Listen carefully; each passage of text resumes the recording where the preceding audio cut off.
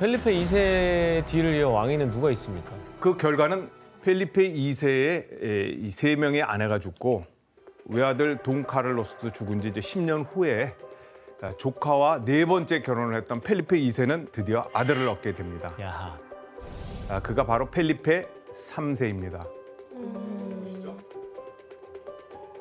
하지만 펠리페 3세는 아버지처럼 막강한 왕권을 가지고 있지 않았습니다. 정치에 관심이 없던 펠리페 3세는 신하에게 권력을 일임하고 스페인 통치에 속을 했습니다. 왕권이 불안해지자 스페인 합스부르크 가문은 또다시 선택한 게 있습니다. 바로 왕권을 공고히 하기 위해 다시 근친혼을 선택한 거죠. 그의 결혼 상대는 바로 작은 할아버지였던 페르디난드 1세의 손녀 마르가리타입니다. 6촌뻘 4촌 사이가 부부가 된 거예요. 희한하네. 그리고 그들 사이에 난 아들이 펠리페 4세입니다. 펠리페 4세 때 스페인계 합스부르크 가문의 결혼은 더 정략적으로 이제 변해가게 됩니다. 왜냐하면 오랫동안 숙적이었던 프랑스가 점점 국력이 강해졌던 겁니다. 이에 대비하기 위해서 펠리페 4세는 23살의 나이에 이 프랑스 왕가의 공주와 이제 정략 결혼을 합니다. 하지만 그녀는 대를 이을 아들을 낳지 못하고 세상을 떠났습니다.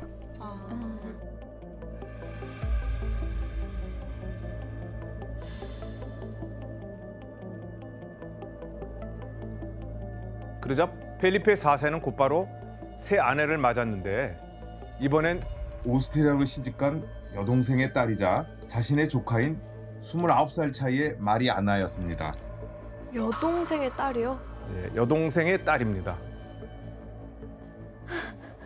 와. 아니 근데 아무리 그래도 어우 야 30살 가까이 차이 나는 조카랑 결혼을 한다는 게 난 이해를 너무 못하겠네. 근데 나이도 나이인데 관계가 너무 충격적이어서 저는 그러니까, 진짜 절대 못할 것 네, 같은데. 지금의 사고방식으로는 결코 이해할 수 없는 결혼이죠. 하지만 당시 합스부르크 가문은 근친혼을 해서라도 다른 가문이 아닌 자신의 가문의 핏줄이 조상들이 힘들게 얻은 영토를 지키게 해야 했던 것입니다. 다른 가문이랑 결혼해서 그 혹시 땅이 넘어갈까 봐 그렇게 된 거죠? 그렇죠. 하하.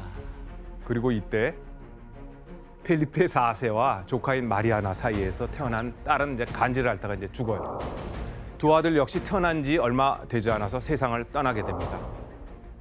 그런 가운데 이들에게 희망이 되는 딸이 한 명 태어납니다. 희망? 예, 바로 1651년에 태어난 마르가리타 공주였습니다. 아우 귀여워. 귀여워요. 네, 너무 귀여운 아이. 유전병이 없는데요? 네. 자, 마르가리타 공주는 펠리페 4세가 너무나 애지중지하고 이뻐했던 딸이어서 나의 기쁨이라고 늘 불렀다고 합니다. 하지만 이제 왕손이 귀했던 펠리페 4세는 마르가리타 공주의 삼촌뻘인 오스트리아 레오폴드 1세 황제와 일찌감치 결혼시키기로 약속을 해두었습니다. 그래서 만약 자신이 아들을 낳지 못하더라도 사위이자 같은 가문의 레오폴드 1세가 스페인 왕조를 이으면 될 거라고 생각했던 것이죠. 자, 여기서 문제 되겠습니다. 오스트리아의 합스부르크 가문은 미래의 신부인 마르가르타 공주의 외모나 건강 상태를 수시로 체크하기 위해서 어떤 방법을 썼을까요? 정답. 네, 혜성 씨. 마르가리타 공주의 주위에 하녀를 심어놔요. 그 하녀한테 계속 피드백을 받는 거죠. 네. 보고를 받는 거죠. 혜성 씨 오답입니다. 정답. 걔가 영화 보면 그런 걸 많이 봤는데 뭐 편지나 이런 걸 보낼 때 비둘기를 썼잖아요. 네. 혹시 비둘기를 통해서 이렇게 써 마드리드에서 비인까지 비둘기가 날아가서 아마 떨어져 죽었을 것 같아요. 그런가요? 네, 네. 수현 씨 오답입니다. 정답. 혜성 씨. 초상화를 계속 그려오라고 해요. 주기적으로. 혜성 씨 정답입니다. 예, 바로 공주가 커가는 모습을 그린 전신 초상화를 요구한 거죠. 야, 그럼 초성화 많이 남았겠다. 예, 그녀가 커가는 모습을 우리도 한번 확인해 볼까요? 같이 볼 수 있겠네요. 네. 재밌을 것 같아 이거.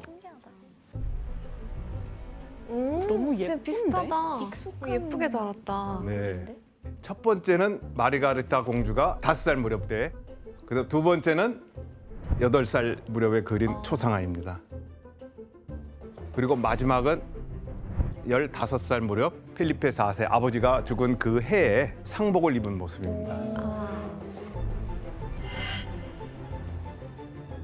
이렇게 마르가리타 공주가 커가는 모습을 정혼자에게 이제 확인시켜 준 것이죠.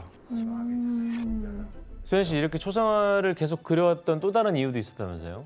네, 여기 지금 가운데 그림을 보시면은 이 궁주분 왼쪽 손에 모피가 보이시죠? 네. 네, 그게 이제 삼촌이자 남편 레오폴드의 선물인데요. 선물을 잘 받은 걸 확인시키기 위해서도 보냈다고 합니다. 중간에 그거 빼돌릴 수 있으니까. 잘 받았다.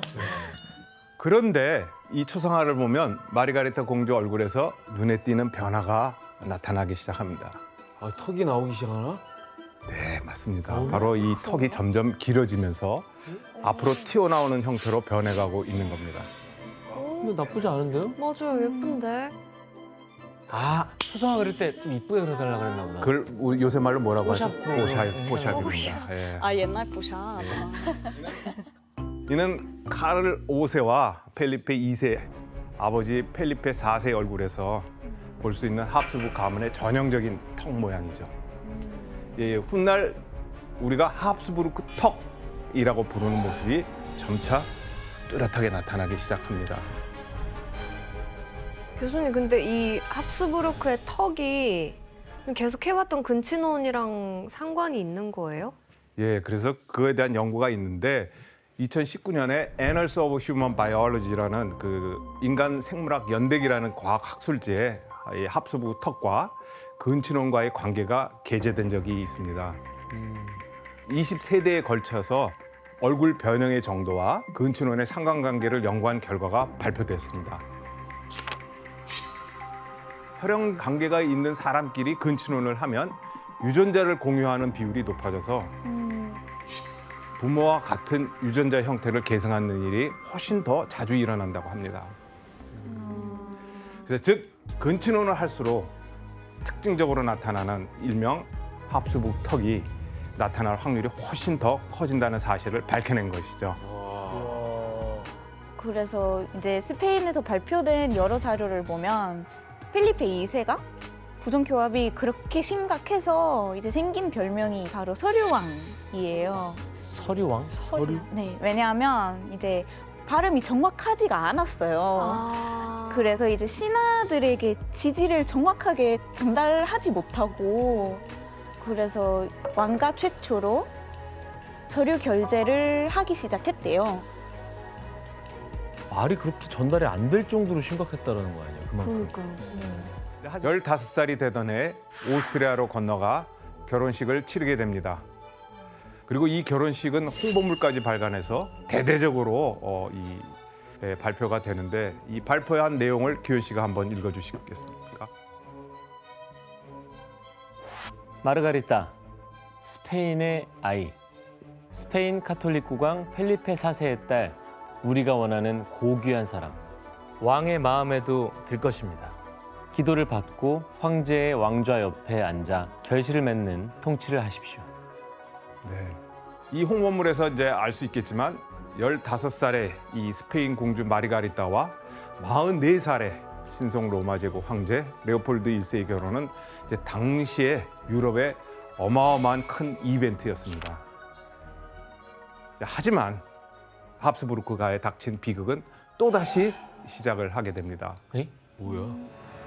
마르가리타는 몸이 약했지만 가문과 전 유럽의 기대에 부응하기 위해서 결혼하고 나서 계속 임신을 도전하게 되는데 21살 될 때까지 총 4번을 임신을 합니다. 근데 그중에 2번을 유산을 하는 아픔을 겪게 되죠. 아유.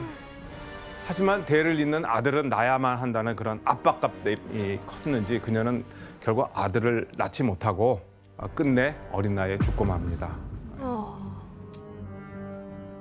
어떡해. 교수님 이게 근데 비극이 턱에 이런 것도 있지만 어쨌든 목숨에도 관련이 있는 것 같아요. 이렇게 단명하는 게. 예, 그렇죠. 네. 그래서 2009년 그리고 2018년 각각 이제 스페인과 미국의 대학 연구팀에서도 이 합수부 가문의 근친혼이 이들의 수명과 어떤 연관관계가 있는지를 밝히려고 했어요. 와. 그 결과 근친혼의 횟수가 빈번할수록 문제가 되는 유전자가 많이 나타난 겁니다. 그래서 근친혼으로 태어난 34명의 아이들 중에 약 30% 정도는 생후 1년 안에 죽고 약 한 50% 정도는 10살 이전에 사망한 것으로 발표되어 있습니다. 어머. 신기하다 그것도. 아니 그렇게 농사를 전하는데 대가 끊길 위험도 오네. 자, 하지만 이때 대가 끊길 위험에서 벗어나게 만들 경사스러운 소식이 들리게 됩니다. 과연 어떤 소식이었을까요? 아들이 뭐 나온 거 아니에요? 맞습니다. 바로 펠리페 4세와 조카 마리아나 사이에 아들이 태어난 거예요. 예, 바로 카를로스 2세입니다. 이 카를로스 2세가 태어났을 때 스페인 전체가 기쁨에 들썩였다고 이렇게 전해집니다. 당시 스페인 이 신문에 실린 기사를 보면 그 분위기를 엿볼 수 있는데 여왕께서 11월 6일 일요일 오후 12시 30분에 큰 머리, 검은 머리카락, 그리고 약간 통통한 얼굴을 가진 아름다운 왕자를 낳으셨습니다. 건강하게는 하는데 네. 믿을 수가 있어요. 맞습니다. 맞습니다. 여기서는 어린 왕자를 건강한 모습으로 이제 표현하고 있는데요. 하지만 이렇게 표현되는 왕자의 모습은 과연 진실이었을까요? 좀 미화시켰을 것 같아요. 네, 맞습니다. 여러 기록을 살펴보면 왕자 카를로스 2세는 여러 가지 선천적인 문제를 갖고 태어난 것으로 추정됩니다. 카를로스 2세는 3살 때까지 두개골의 뼈가 다치지 않은 상태로 있었고 등까지 굽은 구루병을 앓고 있었다고 전해집니다. 아우. 게다가 6살 때까지 제대로 걸을 수도 없었고 9살 때까지 말도 제대로 못했고 읽고 쓰는 것도 하지 못했다고 합니다. 어떡해. 수현 씨, 그 카를로스 2세에 대한 주변국의 반응은 어땠어요? 영국 같은 경우에는 왕이 언제 죽을지 내기까지 했대요. 그 정도로 이제 칼루스의 건강 상태가 엄청 많은 사람들의 관심을 이끌었대요. 그래서 펠리페 4세가 세상을 떠날 때 아들에게 왕위를 맡길 수가 없어서 자기 아내에게 섭정을 부탁했고 10대 후반이 돼서야 비로소 이제 즉위를 할 수 있었습니다.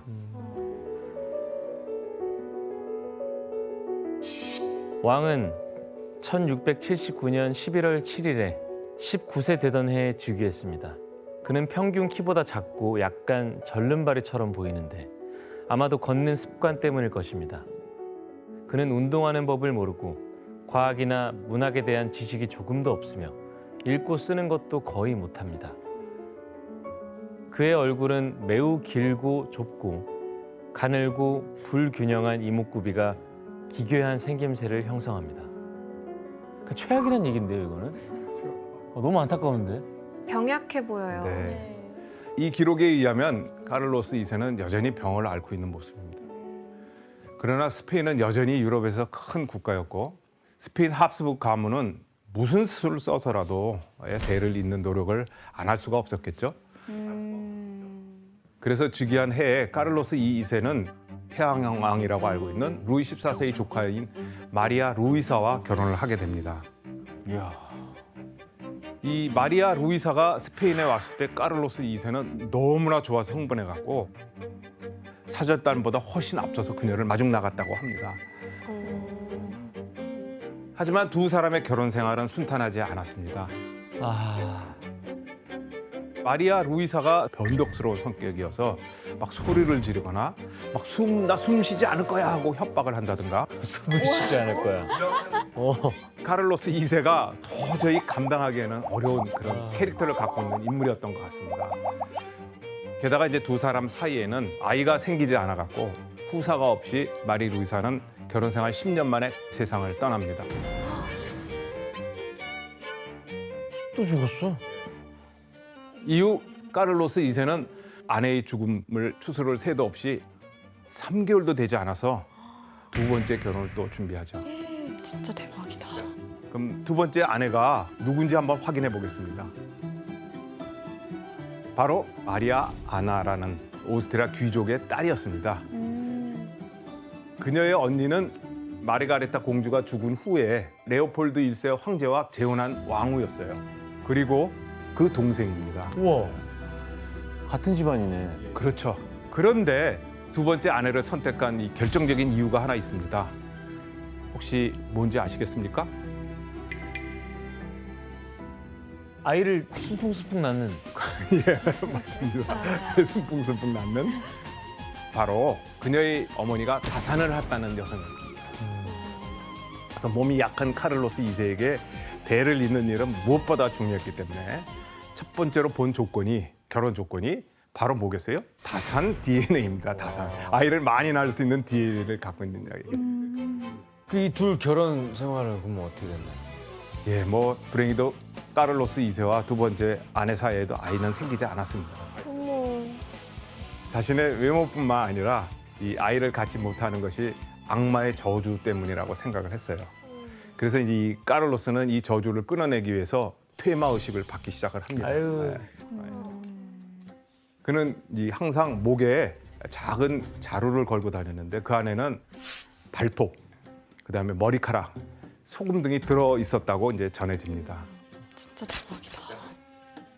들리는 얘기에 따르면 카를로스 2세가 여성 시체와 사랑을 나누도록 강요까지 아닐 거야. 했는데 교회 높은 재단에서 여성 시체와 사랑을 나누는 게 엑소시즘이었다고 해요. 그리고 머리에 비둘기 시체를 올려놓거나 아니면 동물 내장을 먹는 거 다 처방 방법이었어요. 저게 처방이라고? 너무 심한데 이거? 하지만 그래도 아이는 안 생겼어요.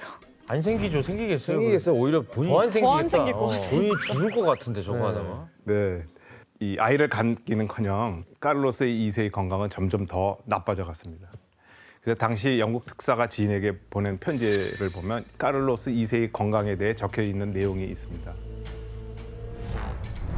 먹는 모든 것을 통째로 삼킵니다. 왜냐하면 아래턱이 너무 튀어나와서 위아래 치아가 맞부딪힐 수가 없기 때문입니다. 위장이 약해 먹은 걸 다 소화하지 못해 모두 개워내거나 배설합니다. 안타까운데요. 예, 이렇게 아팠다가 나았다가를 이제 반복했던 카를로스 2세는 결국 이제 혼수 상태에 빠지고 결국 죽음을 맞이하게 됩니다. 안 됐다. 참 진짜.